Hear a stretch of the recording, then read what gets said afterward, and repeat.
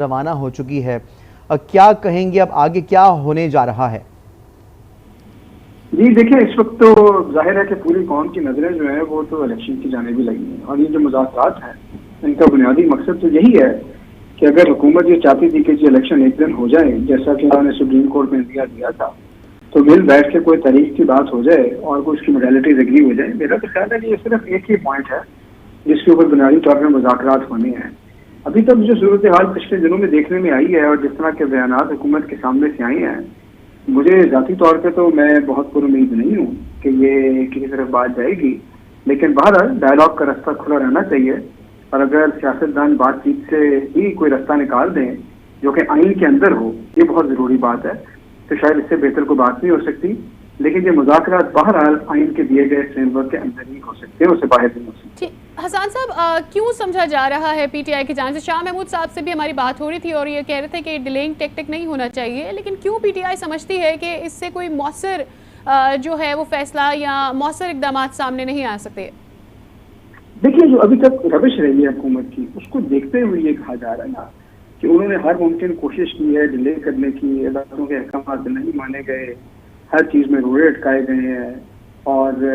Election जो है वो करवाने से इनकार किया गया। उसकी वजह समझ आती है, उसकी वजह ये है कि इलेक्शन से हुकूमत को डर लग रहा है, उनको पता है लोगों ने उनको वोट नहीं देने, लेकिन सियासतदान हार के डर से इलेक्शन से भाग तो नहीं सकते, क्योंकि अगर सियासतदान अवाम से डरने लग गए तो फिर तो जमहूरी निज़ाम ही बैठ जाएगा। तो ऐसे जमहूरी निज़ाम नहीं चलते, लेकिन ये है कि क्या पता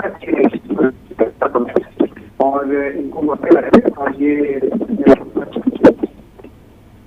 अच्छा हसन साहब, जैसे कि आपने ये कहा है कि बात जो है वो आगे तक नहीं जाएगी, अगर लेट्स सपोज ऐसा ही मुमकिन हो, ऐसा ही हो भी गया कि बात आगे तक नहीं बढ़ी, फिर आप लोग आइंदा आने वाले दिनों में क्या हिकमत अमली अपना रहे हैं? नहीं देखिए, अगर ये मुज़ाकरात आगे नहीं बढ़ते और इलेक्शन की डेट एग्री नहीं होती तो दो ही रास्ते हैं। पहला रास्ता है अदालत में, और अदालत के अंदर अगर मामला तय हो जाए और तो बहुत अच्छा है, और अगर अदालती फैसले को लोग मानने से इनकार करेंगे तो फिर किसी भी जमहूरी जमात और सियासी जमात के पास तो सड़कों का ही रास्ता होता है, फिर फैसले सड़कों पर ही होंगे, अफसोसनाक बात होगी, लेकिन और तो कोई रास्ता नहीं बचेगा उसके बाद। लेकिन हसन साहब, माशी सूरत हाल इस वक्त जो है, ऐसे में एक जानिब तो इलेक्शन का मामला जो है अटका हुआ है, जिससे हम जानते हैं कि पॉलिटिकली जो भी इम्पैक्ट आ रहा है उससे माशी तौर पर मज़ीद इस्तेहकाम की तरफ तो हम नहीं जा रहे हैं। अब ऐसे में अगर मज़ीद पीटीआई की जानिब से फैसला किया जाता है आने वाले वक्त में, चूँकि आप खुद कह रहे हैं कि आपको कोई बहुत ज़्यादा उम्मीद नहीं है इन मुज़ाकरात से, तो वो कितना सूदमंद होगा पाकिस्तान के लिए? नहीं देखिए, बात यह है कि इस वक्त जो सियासी जो माशी सूरत हाल है उसकी वजह तो ये है ना कि हमारे पास सियासी इस्तेहकाम नहीं है, और सियासी इस्तेहकाम तो सिर्फ इलेक्शन से आएगा। और आप मुझे खुद बताएं कि अगर आज एक महीने के बाद, 2 महीने के बाद पूरे मुल्क में इलेक्शन हो जाते हैं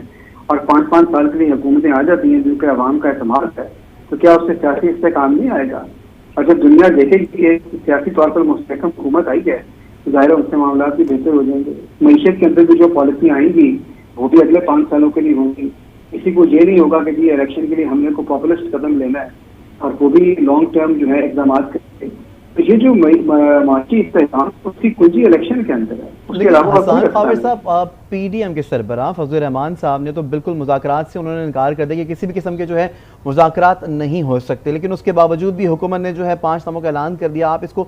पॉजिटिव वे में नहीं देख